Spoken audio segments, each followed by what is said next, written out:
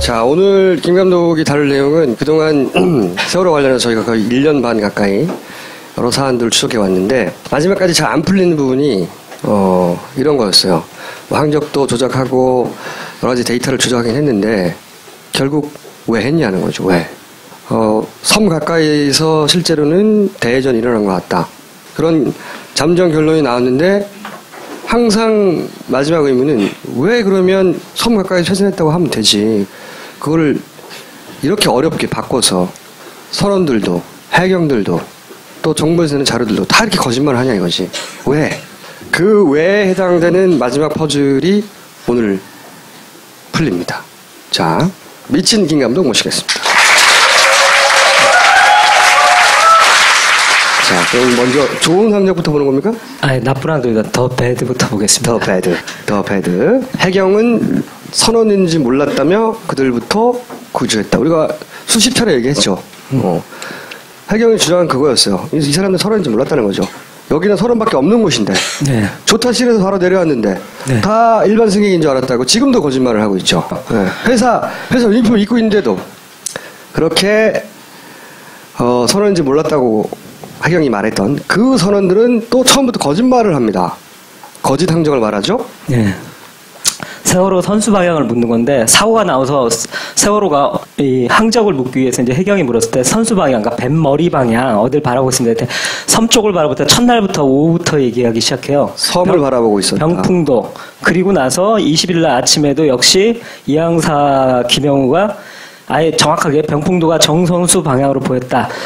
이렇게 얘기하는 이유는 딱 하나예요. 뭐냐면 자기네들은 위에서 이렇게 내려오거든요. 오다가 오른쪽으로 딱 핸들을 돌렸는데 배가 휘청해갖고 넘어져갖고 얼른 엔진 꺼갖고 그러니까 둥둥둥 그대로 또 올라왔다는 거예요. 아니 이게 돼야지 조타실수로 갈 수가 있어요. 한 바퀴 돌면 안 돼요. 조금 돌렸는데 툭 해갖고 한 90도만 돌고 이제 넘어져서 배가 이렇게 오다가 병풍도를 바라보는 이 지점. 이때 사고가 나가지고 배는 여기서부터 둥둥둥 떠갔다는 거예요. 둥둥둥둥둥둥. 그러니까 배가 앞머리가 이 섬을 향하고 있었다가 두 사람의 공통된 이야기고 거짓말이죠. 이게 거짓말이죠. 왜냐 한 바퀴 돌았거든요. 근데 여기서 놀라운 일이 벌어진데 바로 그날 저녁 언론부터 이제 배포되기 시작하는데요. 이 선원들하고 거짓말과 딱 일치하는 정부 항적도가 공개됩니다. 선원들이 배가 섬을 봤어요. 정면으로 하고 진술을 하고 정부 발표도 항적도가 나왔는데 배가 병풍도를 바라보고 있어요. 이거는 거짓말이죠. 거짓말인데 각도까지 말이에요. 정선수 방향으로 보였다. 근데 여기서 핵심 포인트는 이겁니다. 선원들은 정부가 그런 항적을 발표할지 어떻게 알고 이 거짓말을 했냐는 거예요. 생각해 보세요. 전자적으로 배 위치는 기록이 됩니다. 그러니까 자기가 거짓말을 하면 전자 항적을 보면 거짓말인 게 금방 드러나요. 누구나 다 알아요. 선원들은. 그런데 이 선원들은 내가 거짓말해도 이게 거짓말인지 드러나지 않을 것을 어떻게 미리 알았냐는 거예요. 정부가 저런 내용을 발표할지. 핵심 포인트죠. 그죠? 이게 거짓말인 것은 밝혀지죠. 더 구세에 의해서. 보십시오. 여러 번 우리가 보여드렸지만 CNN 방송에서 CNN은 본인들의 방송이 이런 역할을 할지를 몰랐을 거예요. 당연히. 그렇죠. 근데 본의 아니게. 병풍도 여기 있는데 배 머리가 여기 있어요. 배 꼬리가 일로 향하고 있다고. 다르잖아. 정반대하냐. 그 당시 이제 여기 영상을 공급한 그 배가 둘라에이스라고 그러니까 세월호가 그 선장님이 둘라에이스 선장님이 세월호가 사고 나는 순간을 레이더로 다 목격하셨고 그리고 제일 먼저 구조를 가서 그때 배에 타고 있던 선원이 스마트폰으로 다 찍어버린 거예요. 거기서 이 정부 항적도가 이 선원들의 거짓말과 일치하는 정부 항적도가 완전 거짓이라는 게 완전히 탄로가 났죠. 더 중요한 것은 선원들이 그런 거짓 항적도가 나올 걸 미리 알고 거짓말 첫날부터 했다는 거예요. 그쵸? 네. 자, CNN이 모든 걸 뒤집었는데 이보다 사실은 더 중요한 게 사고 지점입니다. 한번 동영상 보시겠습니다. Moon had been tracking the Sewol earlier that morning as it was on his radar. He says the ship suddenly made a sharp right turn at a very slow speed. The ship's tracking system, the automatic identification system, was off. 자, 여기까지 중에 굉장히 중요한 정보들이 사실은 당시 둘라에이스 선장님이 당시의 사건 현장을 보고 메모했던 그 당시에 직접 메모했던 좌표 또는 그 당시 했던 교신 등등을 통해서 드러납니다. 조금 전에 영상 중간에 CNN 영상 중간에 보면 해도에다가 이 폴라 행콕스 기자한테 해도에다 이렇게 보여주면서 사고 지점 다 표시하면서 좌표 나오거든요. 그 좌표를 김 감독이 직접 만나서 받은 거예요. 네, 아니요. 이 CNN에 나온 이 해도를 보고. 아니 근데 직접 만나서 그 좌표를 받기도 했어요. 그렇잖아. 네, 그거 말하면 안 되는데.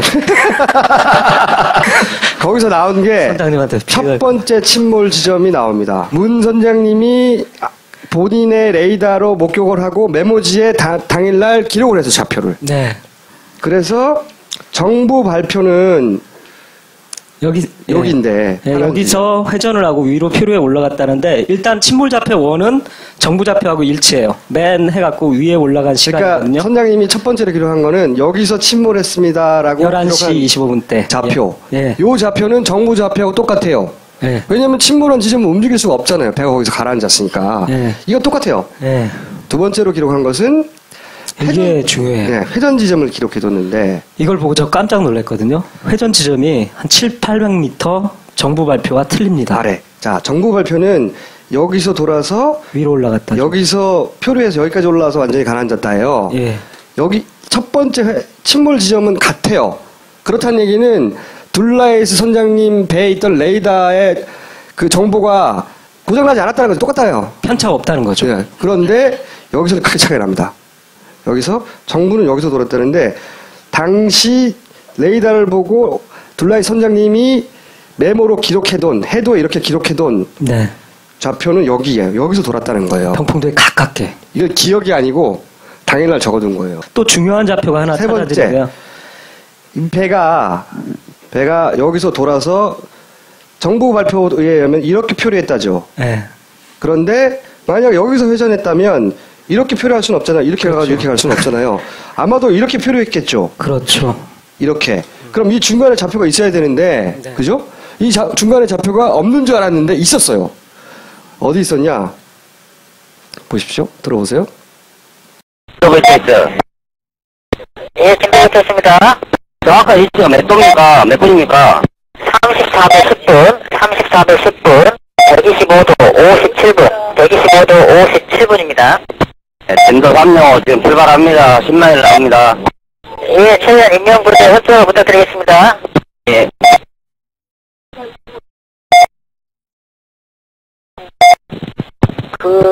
위치를, 정확한 위치를 지금 불러드릴게요. 근데 이 배가 지금 계속, 이동을 하고 있습니다. 그 들물에. 현재 위치는 34도 11.4분. 125도 57.3분입니다. 자, 이 내용이 뭐냐면, 이게 진도 BTS가 가지고 있는 BTS 기록이에요. 그런데 거기서 보면 진도 BTS에서는 엉터리 숫자를 불러요. 근데 듣고 있던, 다 들을 수 있으니까. 둘라이 선장님 등장합니다. 등장을 해서, 그게 아니고, 여기라고. 네. 여기라고. 너무 아래라고 들물에 밀려서 위로 올라왔다면서 불러주셨는데 자기 알파 레이더라고 있거든요. 자기 배에 있는 레이더에서 보고 네. 메모했듯이 아니 이게 진도 BTS 내가 부른 거하고 다른 걸 부르네. 그렇죠. 하면서 네. 당일날 사고 당일날 아침에 이걸 불러요. 네. 이 위치를. 이건 레이더를 지금 실시간으로 보면서 부른 좌표기 때문에. 그러니까 이거는 당일날 기록입니다. 네, 완전한 레이더 좌표죠. 너무나도 정확한. 당일날 기록인데 이거를 찍어보면요. 찍어봤더니 여기에요. 정부하고 200m 훨씬 이상이 납니다. 이 얘기는 사실은 정부의 이 항적도가 다 거의 가짜라고 입증하는 좌표입니다. 그러니까 둘라이 선장님이 여기서 돌았다고 하고 그리고 침몰 지점은 여기인데 배가 표류해 가는 동선상에 있어요. 이 좌표가 그렇게 맞는 거죠. 이해하셨죠, 여기까지? 자, 그런데 또 좌표가 하나 더 나옵니다. 예. 이 정부의 그 안에 있는 상황 정보 문자 시스템이라고 자기들끼리 이렇게 당일날 막 구조하러 갈 때 세월호 뭐 이렇게 하면서 일종의 교신처럼 하는 문자 시스템이 또 이 정부 내에도 확립돼 있더라고요. 그래서 그 문자로 서로 할 때 제주청이 세월호 현재 위치 그러니까 정확히 송신바람이라고 요청했는데요. 그 간단히 설명은 제주청이 사고 당시에 세월호 위치가 어디야? 그랬더니 목포 상황시에서 불러준 위치가 있어요. 이거는 정부의 자료예요. 그런데 그 자료를 위치를 표시했더니 여기예요. 450m 차이 납니다. 저 시각은 둘라 에이스 이전 상황인 거죠? 그렇죠. 미치죠. 그러니까 여기서 나온 게 선장님이 여기라고 했고, 네. 그리고 여기는 같고, 네. 그런데 선장님이 실시간으로 당일날 불러준 위치는 여기고, 그렇죠. 목포 상황실이 정부가 나중에 정리해서 이게 ARC입니다고 발표한 거 말고요. 네. 당일날 교신했던 실시간으로 벌어진 상황. 당시에 교신했던 문자 시스템에 남아있는 교신록에 보면 이 위치가 나와요. 뜬금없이. 이걸 발견했어요. 김 감독 팀이. 나중에. 근데 이게 어딘지 몰랐지. 몰랐는데 해도 위에 올려보니까 여기야. 이 동선상에 있는 거예요. 정확히 일치합니다. 그러니까 배는 여기서 회전하여 이렇게 표류해가지고 여기서 침몰했다. 라고 재구성이 가능한 겁니다. 첫 번째. 네. 배는 실제로는 여기서 돌아서 그것도 한 바퀴 획 돌아가지고 꽁무니가 섬을 향했고 그리고 나서 이렇게 떠올라가지고 여기서 가라앉았다는 겁니다. 이 표류 동선 자체가 숨겨져 왔던 거죠. 회전 지점과. 자, 다음으로 넘어가기 전에 사실은 이걸 알게 된 것은 둘라이 선장님이 CNN에 인터뷰를 하고 종이에다 메모를 남겼기 때문이에요. 감사 인사를 전한다. 예.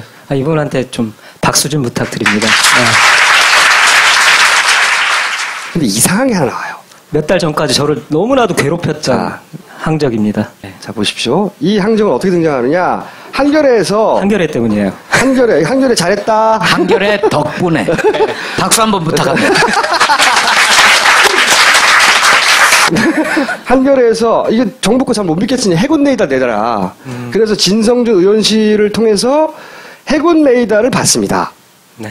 그런데 이게 파란 매끈한 게 정부 거예요. 정부의 발표는 매끈하게 왔다가 이렇게 매끈하게 돌아서 네. 둥둥 떠갔다거든요. 선원들 진술과 딱 일치해요. 그리고 둘라에스 우리가 좀 전에 재구성한 것은 여기서 돌았다예요. 해군 레이더가 왔는데 이게 이런 게 온 거예요. 이런 게 울퉁불퉁한 데다가 네. 위치도 이게 아예 정부 항적에 일치하고 울퉁불퉁하든지 네. 아니면 이게 일로 내려와서 울퉁불퉁하든지 여기서 차이가 나는 건 매끈하지 않았다 하나. 네. 그런데 둘라에스 선장님의 위치가 맞구나 하고 계속 오랫동안 생각해 왔는데 이게 울퉁불퉁한 게 맞다고 하면 또 둘라에스 선장님 위치가 틀린 거야. 틀리고. 딱 봤을 때 맨 처음 봤을 때는 이 편차보다 제 눈에 확 들어온 게 이 지그재그 궤죠. 제가 재작년 9월인가요? 처음 팟팟에 나왔죠. 세월호 지그재그 했습니다. 맨 마지막에 좌로 갔다 우로 갔습니다. 한 모든 주장이 너무 잘 담겨 있어요. 네, 정확하게. 그때 주장했던 내용들이 사실은 레이더 항적에는 담겨 있는데 위치가 안 맞아. 위치가 안 맞아. 네. 아니 그럼 조작을 했으면 일로 갖다 붙이든가 위에. 네, 딱 정부 항적에. 정부 항적에. 매끈하게 만들든가 아니면 네. 이게 뭐냐고. 그래서 이게 오랫동안 고민거리였습니다. 이게 어디서 튀어나온 거냐 도대체. 그리고 더 이상한 점이 바로 이거였어요. 뭐냐면 세월호는 한 회전 한계라는 게 있거든요. 처음 이렇게 조선소에서 설계됐을 때 10초에 한 18도 정도밖에 이 턴을 못 하는데 얘는 보면 세월호뿐만 아니라 군함도 못 하는 턴을 해요. 눈으로 보기에도 확 꺾이죠 이렇게. 이게 거의 45도 꺾이죠. 1번에서 한 번. 네, L자 거의 L자 가깝고 요거를 확대해 보면 여기서 2번에서 거의 한 이렇게 확 꺾인 겁니다. 45도 이상 꺾이고 이렇게. 3, 4번은 거의 이렇게 확 꺾이죠. 아니 여기는 아래로 내려왔다가 오른쪽으로 탁 꺾여서 다시 항적이 변하는데 거의 90도 가까이가 꺾여요. 이렇게 내려오다가 팡 꺾였다가 지그재그까지는 좋은데 아니 말이 돼야지 이게. 이건 배가 만들 수 있는 항적이 아니었어요. 6,000톤급 배는 절대 이런 항적을 만들 수 없어요. 이게 말이 안 되는 거예요. 이거를 보여줬더니 전문가들 중에 정부 항적을 옹호하는 전문가도 있을 거 아닙니까? 네. 한마디로 쓰레기라고 말했어요. 해군이 내놓은 레이더 항적이 쓰레기가 된 거예요. 그게 무슨 한겨레가 쓰레기를 건진 거예요. 근데 제가 다른 전문가들을 만나갖고 해군 항적이 그렇게 형편없습니까? 그랬더니 그분은 그럴 리가 없다고. 해군인데. 아니 그러면 국가를 어떻게 지키냐고 그 레이더로. 말도 안 되는 소리 하지 말라고. 그런데 또 반박을 못하는 게 말했잖아요. 바로 이것 때문에 반박을 못했어요. 김감도 이거 들고 와서 막 자랑을 못했다고요. 해석이 안 됐다고 오랫동안. 그래서 이상한 놈으로 접어놓고 있었어요. 자, 1년 후 새로운 사실을 발견하다. 자료 종합하다 발견했습니다. 우리가 레이더가 이런 부분이 삭제됐다. 이런 내용 다룬 적 있었죠. 레이더를 구해서 분석할 때 여기는 왜 안 나왔어? 이렇게 의문을 가졌던 적이 있었어요. 제가 AIS 누락 구간은 신문제상에도 많이 나오는데 레이더는 정전이 되지 않는 한 절대 누락이 될 수 없거든요. 여기 누락이 됐단 말이에요. 근데 이게 처음에 가족들이 내려가서 복원을 했을 때 이 버전이 제일 먼저 나왔어요. 여기가 딱 두 곳이 이상하게 레이더가 없는 거예요. 그런데 이게 여기가 어디지 하고 이상한 해군 행적, 이상한 놈하고 비교해봤더니 우리가 도저히 믿을 수 없다고 뭐 이렇게 된 거야. 요 부분이었던 거예요. 요 부분. 딱 일치합니다. 요 부분. 양쪽이. 요 부분 없어진 요 부분이 결국은 이 말도 안 되는구만 했던 요 부분이었어요. 아니 그래서 저는 이제 뭐라고 생각해요?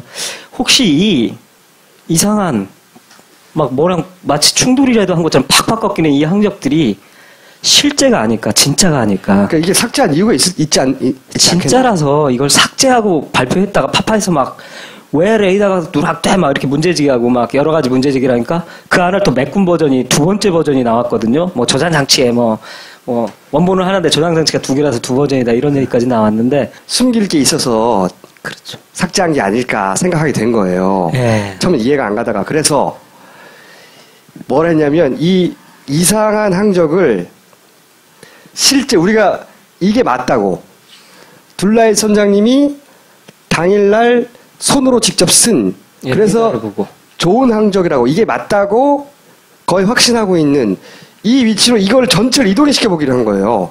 얘를 이렇게 두고 세 개를 따로따로 두고 고민하다가 얘를 일로 옮겨볼까? 이 생각을 하게 된 거예요.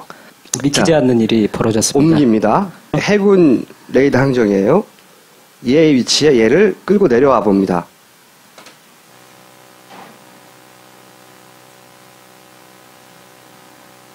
보시죠. 저는 이걸 처음 보고 소름 끼쳤어요. 이 노란 부분이 섬이에요. 그리고 이 밑에 선들이 뭐냐면 해저, 바다 밑에도 산맥이 있잖아요. 이렇게 해저에 말하자면 등고선을 표시한 거예요. 우리 눈에는 보이지 않는 겁니다. 근데 이 등고선 모양과 묘하게 일치해요. 그죠? 여기서 저는 1차 소름이 끼쳤습니다. 이게 왜 이게 이렇게 일치하지? 따라서 특히 이 L자 항적 도저히 배가 갈 수 없는 이 충돌 항적이라고 확 꺾인 배의 그 모든 선의 능력을 초월하는 그 부분이 딱 여기 꼭지점들에 해당됩니다. 해저 등고선에 어딘가에 걸린 딱 일치를 해요. 제일 그러니까 안 일치하는 부분이 아래 꼬리 부분인데 거기 말고 나중에 설명을 할 것이고 예. 그러니까 1차 결론은 이렇게 된 겁니다. 이게 뭔가 해저 지형과 관련이 있는 거다. 그 다음에 이제 다시 한번 점프를 합니다. 우리가 따로 다뤘죠. 그 선원과 그리고 해경이 공모한 거 아니야? 뭘 이거 가지고 내려오고 그리고 뭐 남아서 막 바닷속에 뛰어들고 막 배가 뒤로 왔다 갔다 하고 막 이런 짓을 하잖아요. 조타실에서 뭐 나왔단 말이죠. 우리 동영상을 이미 예전 시간에 봤지만 이 물건들이 여기 있다가 밑으로 내려오고 이게 이 뒤에 숨기고 막 꺼내고 막 그런 거 봤잖아요. 근데 그 과정은 다시 반복할 필요가 없고 핵심은 뭘 가지고 나왔단 말이야. 그죠? 근데 그런 나온 물건 중에 여기서 떨어진 물건들 네. 중에 이런 게 있어요. 하얗게 보이는 사각 물체가 있어요. 이게 이제 영상들 다 삭제했다 하다 보니까 막 헬기에서 찍은 거 편집하고 막 했잖아요. 그 중에 보면 이게 중간에 나왔다가 사라져요. 그 얘기는 가져왔다는 거죠. 누군가가. 근데 이 물체를 김 감독이 김 감독은 지금 이 세월호 전체 물체들의 비례와 길이와 높이를 다 알거든요. 세월호를 3D로 만들어 놓고 보다면 거기 물체를 이렇게 상대 비율로 다 계산할 수 있거든요. 네. 해봤더니 아까 선장님 무릎에서도 나오지만 여기서도 보니까 가로 세로가 거의 30cm에 가까워요. 이게 30cm 정도. 네, 그리고 동영상으로 이렇게 쭉 움직이면서 이렇게 각도 변화를 하면서 보니까 정말 이상했던 게 꼭 두 개의 나비 날개 두 쪽처럼 두 쪽으로 돼 있다는 걸 알았어요. 무슨 얘기냐면은 폭이 30cm인데 반이 나눠져 있는 거죠. 30cm라고 하면 이 반이 이렇게 절치되어 있는 것처럼 네. 움푹 들어가 있다는 겁니다. 그러니까 15cm, 15cm 종이 뭉치 두 개인 거예요. 네. 이게 네. 종이로 보여지고 그걸 본 순간 이거 서류 종이 아니다를 확신했어요. 90%가 서류 종이 아니다. 그렇다면 찾을 가능성이 있다고 딱 느꼈죠. 이거 특수지 같다. 그래서 이제 김 감독 무슨 생각을 했냐? 이런 종이를 쓰는 선실 내 기계가 있을까? 그렇죠. 이걸 찾은 거예요. 네, 다 뒤졌습니다. 뒤져서 찾았죠. 15cm 종이를 쓰는 이 장비가 하나였어요. 배 안에 있는 무수한 장비들 중에. 네. 그거는 뭐냐? 에코 사운더. 15cm 와이드 기록지를 사용한다. 아, 규격이 딱 맞더라고요. 규격이 딱 맞아요. 알고 봤더니. 그리고 요즘 장비들은 잘 아시겠지만 거의 다 LCD를 써요. 이게 단종된 게 2001년 배가 오래된 거거든요. 아니, 앤틱이에요. 오래된 배를 들여갖고 그 배에 설치되어 있던 오래된 에코 사운드라는 장비에서 15cm 폭의 종이를 쓰더라. 예. 그런데 그럼 에코 사운드가 뭐하냐? 음향 측심기다. 음향 측심기가 뭐냐? 해저의 깊이를 측정하는 장비였어요.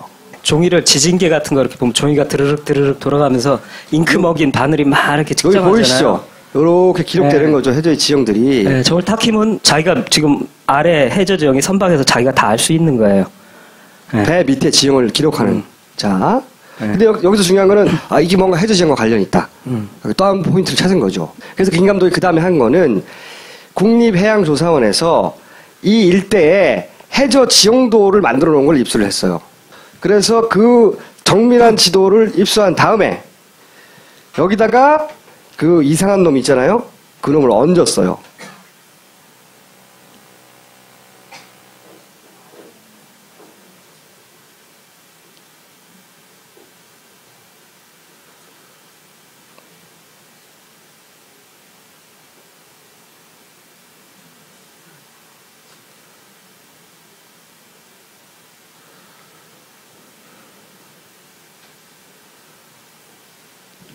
이 바닷속 지형을 그대로 따라갑니다. 그리고 하얀색이 일정 높이의 해저 등고선인데요. 이렇게 상상하십시오. 저 노란색과 푸른색은 불룩 솟아 있는 거예요. 산맥으로, 대관령 같은 산맥으로 봐주세요. 그리고 이 산맥의 맨 위에 이렇게 물에 잠겼다고 봤을 때 산꼭대기만 볼록 튀어나온 게 섬이고 밑에는 해저 산 자락이 있는 거예요. 이런 산맥이 물에 잠겼다고 생각하시면 됩니다. 그러면 이 산등성이의 라인을 따라갑니다, 배가. 그러다가 일정 높이에 되게 높은 가파른 곳에 오면 거기가 저희가 봤던 L자항적이라고 했던 곳이 여기 탁 꺾입니다. 탁탁 그걸 김 감독은 L자 같다고 해서 네. L자라고 불렀는데 네. 자 이걸 좀 더 확대해서 김 감독이 L자라고 표현한 확 꺾이는 지형 거기서 이 해저에 있는 지형과 어떻게 일치하는지를 보면 꺾이는 게 총 4개가 있단 말이죠. 그중에 두 번째로 확 꺾이는 부분 여기죠. 여기 네, 높은 데로 와갖고 보시면 배가 쭉 왔다가 우회전 하잖아요. 우회전으로 와갖고 이 높은 곳에 와서 탁 마치 부딪히는 듯한 그러니까 이렇게 높은 벽을 생각하십시오. 그런 산 등성이에 탕 부딪힌 것처럼 팍 꺾인 다음에 쭉 온 다음에 이게 잘 보세요. 이게 네. 뭘 의미하냐면 배가 이렇게 오다가 이렇게 간 거예요. 탕 튄 거예요. 배가 이 점들이 배의 움직임이란 말이죠. 10초마다 이 세월호의 위치입니다. 이렇게 오다가 배가 이렇게 간 거예요. 이렇게 여기서 이렇게 갔잖아요. 그리고 보시면 이게 간격이 넓다는 건 속력이 빠르다는 거예요. 빠르게 오다가 여기 턱 부딪힌 것처럼 되니까 속력이 조밀해지죠. 느려진 거예요. 이 간격이 멀면 속도가 빠른 거고. 왜냐면 같은 시간에 딱딱딱 찍히는 건데. 10초에 한 번씩 찍히는 거예요. 서로 가까우면 느리고 멀면 빠른 거예요. 네. 이게 빨리 오다가 여기서 뭔가 턱 하고 이렇게 꺾이고 이렇게 꺾이고 그 다음에 느려지죠. 네. 느려지고서 이 등고선을 따라 그대로 라인을 너무 정밀하게 와요. 이렇게 온 다음에 옵니다. 네. 오다가 여기서 또 한 번 이렇게 탁 꺾여요. 네, 여기서 탁 바로 여기가 굉장히 저는 보고 소름이 끼쳤는데요. 여기가 산줄기거든요. 해저 산맥의 산줄기인데 여기 골이 탁 파져 있어요. 여기에 고길에 탁 들어오면서 고길 타고 들어오고서 다시 여기 두 번째 산줄기에서 탁 꺾이는 지점이 정확히 일치하고 있어요. 2번, 네. 4번. 그 다음에 내려와 갖고 여기가 산봉우리처럼 외진 산봉우리처럼 살짝 나와 있는데 색깔을 보시면 요 산에 살짝 나와 있는 데서 다시 이쪽으로 펑 꺾인 다음에 온 다음에 다시 등고선을 정확히 따라서 쭉 올라가서 여기서 또 이렇게 등고선 골이 져 있는데 그 골까지 정확히 따라서 위로 올라가고 있습니다. 요약하면 예. 배가 이해할 수 없고 쓰레기라고 표현했던 네. 이렇게 확 꺾이는 지점은 네. 해저 지형과 일치시켜 봤더니 그 해저가 툭 튀어나온 부분들과 네. 일치하더란 겁니다. 그래서 자. 이제 추가 조사를 했습니다. 자, 그럼 아까 네. 뭐 에코 사운드 수심 측정기라고 하죠. 쉬운 말로. 수심을 재는 그 측정기. 그러면 이제 다시 의문이 생긴 겁니다. 그걸 수심을 측정한다고만 생각하고 있었어요. 그래서 지형과 관련이 있구나. 근데 그걸 언제 사용하냐를 항해사 선장들한테 물어봤어요. 우리는 배를 모르니까 투 투명할 때 쓴다고 하시죠. 이게 투명가 뭔가 했더니 앵커를 내릴 때 쓰는 거랍니다. 일반적으로 항해를 할 때, 그럼 법적으로 항해할 때 항상 켜야 되는 겁니까? 라고 이제 질문을 드렸는데, 선장님과 항해사들이, 아니, 그걸 왜 켜냐고 계속. 왜냐하면 이렇게 항해를 할 때는 자기가 아는 코스고 깊은 데로만 다니니까 켤 일이 없는 거예요. 그러다가 항구나 이런 데 가갖고, 앵커를 내려야 되는데, 깊이를 잘 모르거든요. 왜냐면 해도가 정확하진 않으니까, 종이 해도가. 그러니까 밑에 내 앵커가 잘 내려갖고 이쯤에 잘 걸릴 수 있나를 보기 위해서 이 에코 사운드를 탁 킨대요. 그때만. 뭔가 연결되지 않습니까? 이 에코 사운드는 앵커를 내릴 때 쓰는 거지 운행할 때 쓰는 게 아니래요. 자, 그러면서 다시 생각나시죠? 저희가 약 몇 달 전에 그런 얘기 했었습니까? 이상하게 왼쪽 앵커가 잘 안 보인다고. 9시 32분경에는 안 보이고, 네. 안 보이죠, 여기? 안 네. 보이고, 그래서 이게 머드가 묻었거나 지금 끌어올리는 중 아니냐 이런 의문을 제기했었죠. 하여튼 비정상이었습니다. 35분쯤에는 다시 보입니다. 그래서 그러면 그 사이 시점 30분에 35분 사이에 얘가 끌어올려졌나? 그리고 여기서 중요한 건 왼쪽 앵커의 색이 오른쪽 앵커 처음에 출항할 때는 새카맣게 아주 잘 닦인 앵커였는데 이때 보면 다시 나타난 앵커를 보면 약간 황갈색으로 변색이 돼 있어요. 그래서 저는 이거 머드가 묻었을 거라고 제가 확신을 했었죠. 해저 지형이 진흙 끈적끈적하거든요. 우리가 따로따로 다뤘던 거에 다 연결되는 거예요. 예. 그래서 이거는 나중에 요 시간대 사이에 앵커가 끌어올려진 거 아닌가? 앵커가 사용된 거 아닌가? 이런 의문을 제기한 적이 있었죠. 그래서 이걸 모아서 재구성을 해보자면 사고 5분간의 분석은 이런 겁니다. 배가 이렇게 앵커를 내리고 앵커가 걸릴 만한 지형들을 따라왔어요. 그리고 실제 이렇게 획 꺾인 부분들은 아니 배가 어떻게 저 큰 배가 회전 각도를 넘어서는 움직임이 있네. 앵커가 걸렸을 가능성. 배가 쭉 가다가 틱 한 거죠. 여기서 또 가다가 틱 한 거예요. 라는 가능성이 우리는 보지 못했으니까. 하지만 추론은 대단히 높다 이거. 여기에 와갖고 높은 지대에 이 등고선 하얀 라인 보이시죠? 여기에 한번 탁 걸려서 툭 꺾인 다음에 다시 여기서 풀리니까 속력이 다시 빨라지는 거예요. 속력의 수심과 속력이 정확히 일치하고 있어요. 그러니까 여기 올 때는 앵커가 내린 길이에서 밑에 여유가 있으니까 걸리는 게 없으니까 다시 빨라져요. 여기서 중요한 점이 나왔는데 뭐냐면 이 배는 느리게 가는 게 아니라 사실은 풀가동하고 있다는 거죠. 왜냐하면 여기 속력 데이터를 보니까 세월호가 낼 수 있는 거의 최대 속력이 나오고 있더라고요. 이 얘기는 뭐냐면 이 앞에 느리게 나오고 속력이 나오는 것은 최대 속력을 실제로 낮춘 게 아니라 여기서 풀가동으로 달리고 있는데 앵커를 내리다 보니까 마찰하니까 뒤에서 잡아 끄니까 자연스럽게 느려진 속력이지 실제 속력이 아니란 얘기죠. 팅한 거예요 여기서. 네, 여기서 한번 팅하고 산맥에 걸려서 팅하고 속도가 늘어졌다가 근데 이게 풀렸어. 네. 또 가. 그리고 여기도 재밌는 포인트인데 여기가 뾰족하게 또 여기도 튀어나온 부분인데 여기서 탁 맞고 꺾이는 거 보이시죠? 배가 좁아져. 항도가 이렇게 꺾여요 이렇게. 여기서 또 꺾여요. 여기 또 꺾이고. 예, 그것까지 이제 정확히 일치하고요. 온 다음에 드디어 이제 여기가 40m 등고선인데 여기 와갖고 탕하고 이제 본격적으로 꺾이면서 이제 위험한 일들이 벌어지는데 이제 요 부분에서 저는 이제 어디서 사고 났느냐가 궁금했었죠. 그건 한번 다음 장에서. 자, 우리가 이 내용도 다뤘습니다. 다 따로 다룬 내용이에요. 배가 승객일은 소파에서 왼쪽 추진물 밀고 바다에 떨어질 정도로, 그리고 한 사람은 난간에 날아가서 부딪혀 갈비가 부러질 정도로, 한 사람은 문을 통과해 날아가 복도를 지나 다른 방벽에 부딪힐 정도로. 그러니까 그러면 저렇게 사람이 탁 날아갈도록 채였던 지점이 어디냐? 감독님이 발견한 지점은 여기예요. 여기였다.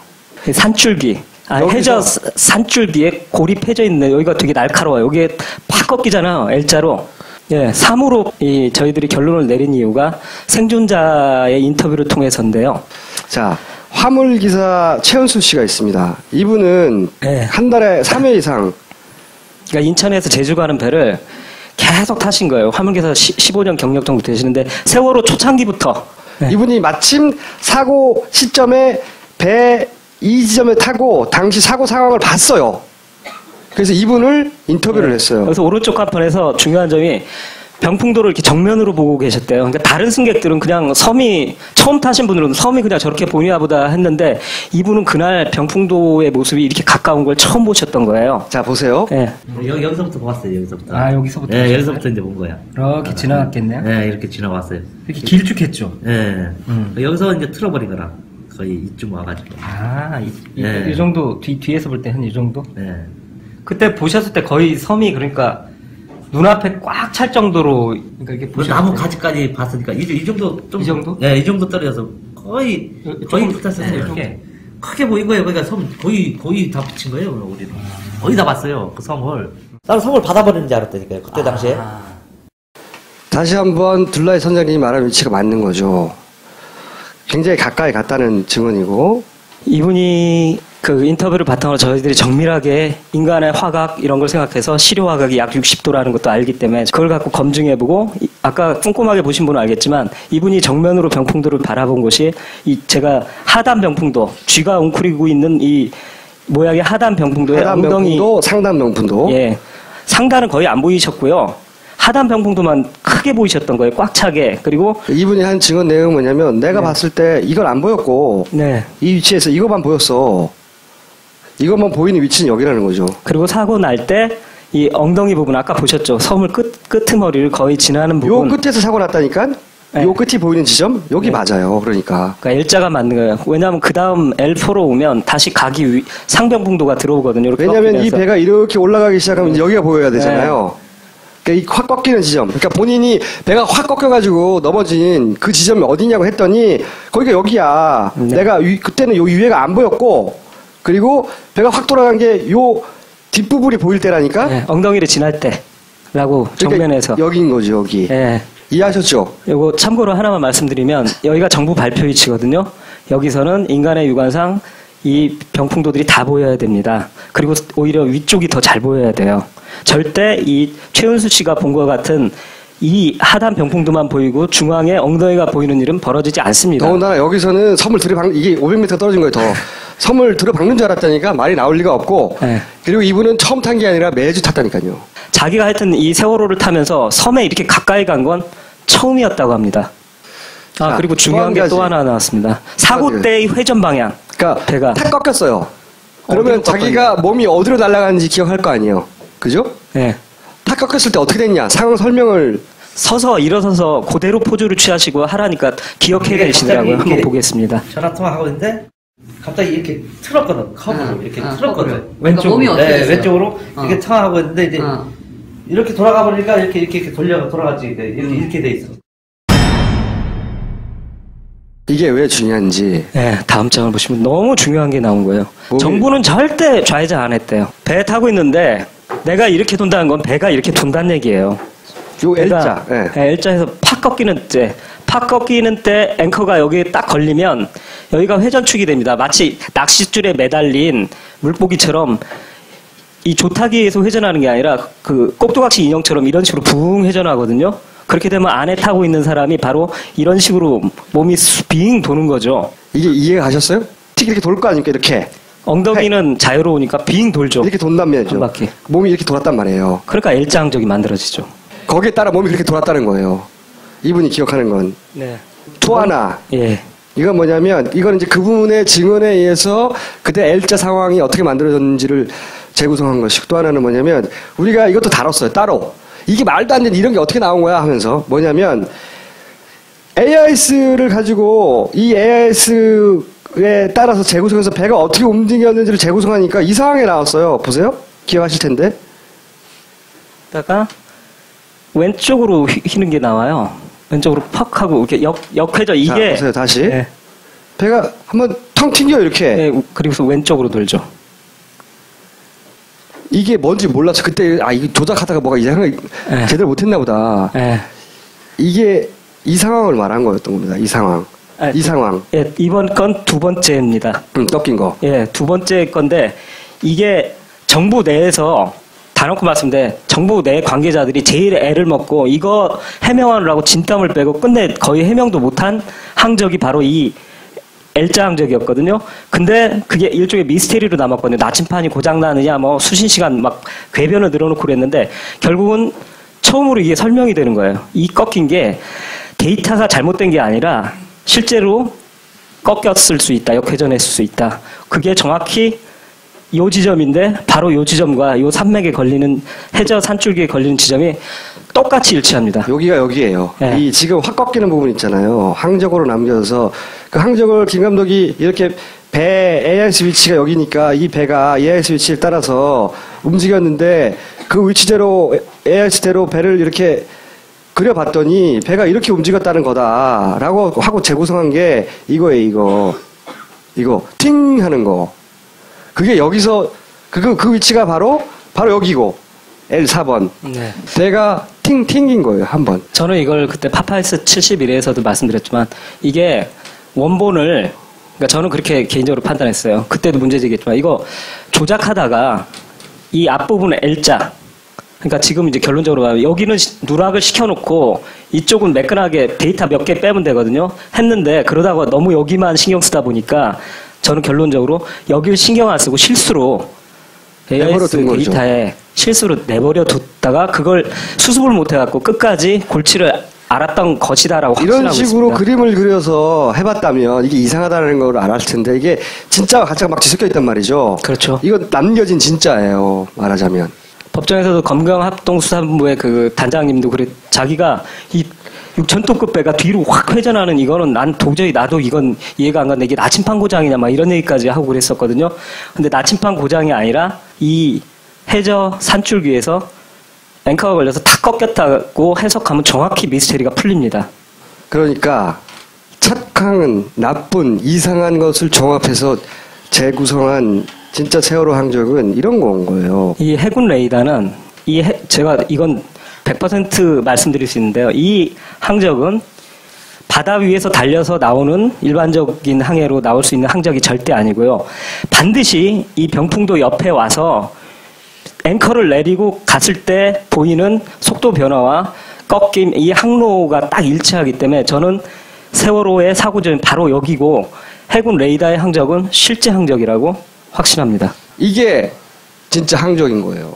방송을 계속 보신 분들은 이 내용이 어느 날 갑자기 상상하다 툭 튀어나온 게 아니라 정말 무수한 시행착오와 그리고 지금 쓰이지 않았던 무수한 자료들 그 중에서 그거를 10번, 50번, 100번씩 보다가 따로따로 놀던 정보들이 이런 결론에 도달한 거거든요. 아주 어려운 지난한 과정을 거쳐서. 근데 이것만 딱 듣고 보면 야 그러면 세월호를 앵커로 걸어가지고 넘어뜨란 말이야? 이 음모론을 주장한다고 할 거예요.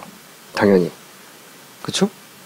그리고 그 다음에 따르는 질문은 그러면 왜가 따르는 거예요. 근데 김 감독의 역할은 여기까지입니다. 왜는 사실은 정부가 밝힐 일이에요. 우린 조사권이 없으니까. 세월호를 인양할 거 아닙니까? 네. 건져 올리면 네. 앵커를 사용한 흔적 이런 것을 확인할 수도 있을까요? 저 아시는 분은 아시는데 그 이미 시사인에도 보도가 됐는데 그 지금 세월호 인양한다고 준비하고 있지 않습니까? 그래서 저 세월호 특별조사위원회가 잠수부들을 데리고서 배를 확인하기 위해 그리고 앵커도 찍을 계획을 잡고 제일 먼저 앵커를 찍기 위해서 잠수사들을 투입해서 내려가서 지금 세월호를 촬영을 했습니다. 시사인 보도에 의하면 앵커 양쪽을 다 잘라놨다고 합니다. 없어졌습니다. 네. 네. 근데 어쨌든 앵커는 없어요, 지금. 네. 네. 그리고 앞으로 계획을 말씀해 주시죠. 예. 앞으로는 이제 종합해서 결론도 났기 때문에요. 이제 본격 제작에 들어갑니다. 이제 전문가들, 해외 전문가들, 해외 연구소나 이런 쪽에 맡겨왔고, 데이터를 얻어서 더욱더 설득력을 높이는 작업을 하고, 그리고 이제 총수님과 저희들이 이 완성 시기에 대해서는 잠정적으로 썬댄스 영화제에 출품을 하자라고 결론을 냈어요. 물론 내부 상영도 하고, 그리고 거기 펀딩에 참여해주신 분들. 시사회 해야죠. 따로 시사회도 완성되기 전에 내부적으로도 하고, 필요하다면 아마 이게 영화관에 걸리기가 쉽지 않을 것 같으니까 뭐 온라인 상영도 생각해보고 여러 가지 계획들이 있겠으나 전체적인 일정은 올해 9월에 완성해서 썬댄스 영화제에 내겠다. 자, 오늘 여기까지 하겠습니다. 감사합니다.